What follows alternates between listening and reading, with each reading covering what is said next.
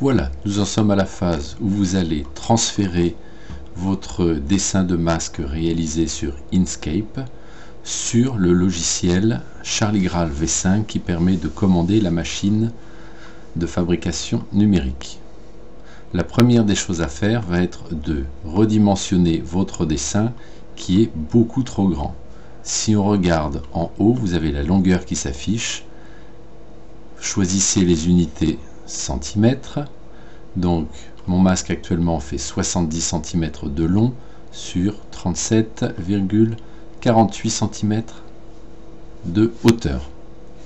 On ne s'occupe pas des positions X et Y. Pour changer la dimension proportionnellement, il faut verrouiller le petit cadenas et sélectionner le masque en entier. Votre masque, il faut regarder sur le document que je mets à votre disposition. Ce masque-là doit avoir une dimension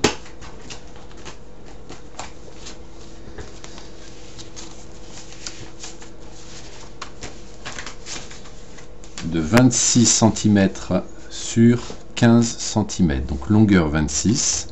Je valide. Voilà, donc sur celui-ci fait à peu près 14 cm. Je le repositionne.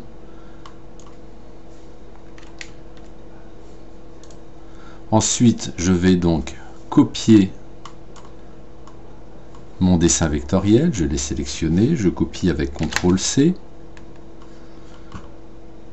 Je vais maintenant démarrer le programme Charlie Graal V5.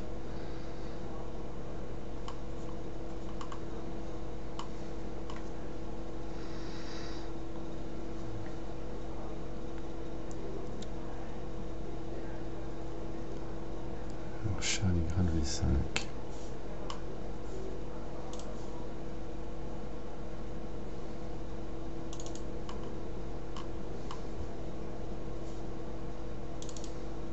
Donc c'est GCFAO Charlie Graal V5. Il faut que je crée dans ce logiciel un nouveau travail et il faut que je rentre les dimensions de la plaque en plastique que je vais usiner. Comme mon masque fait 26 cm de long, je vais prendre une plaque qui fait 2 cm de plus en longueur. Donc c'est la dimension sur X.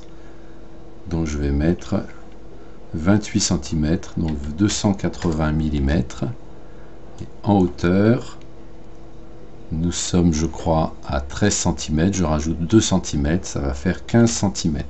Il est impératif de rentrer l'épaisseur de la plaque que je vais usiner. Je vous donnerai les épaisseurs lorsque je vous donnerai les plaques. Mettez pour le moment 0,8, pardon, 0,8, pas virgule comme sur SketchUp, et vous validez. J'ai dû faire une erreur.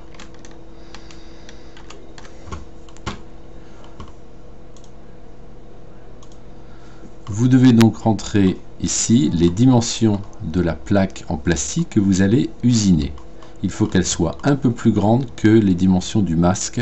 Le masque faisant 26 cm de long, je vais mettre un brut de 280 mm. 28 cm. Et en hauteur, votre masque de mémoire fait 13 cm, ça va faire 133, on va faire 15 cm de hauteur, donc 150 mm avec une épaisseur de 0,8. On ne met pas la virgule, on ne met pas 0,8 comme sur SketchUp, 0,8. Et vous validez. Ensuite, vous faites édition, coller. Voilà, votre masque est collé. Vous pouvez le déplacer un petit peu pour que le bord du masque ne touche pas le bord de la plaque. Donc ici on ne touche pas, on a laissé une petite marge, ici aussi.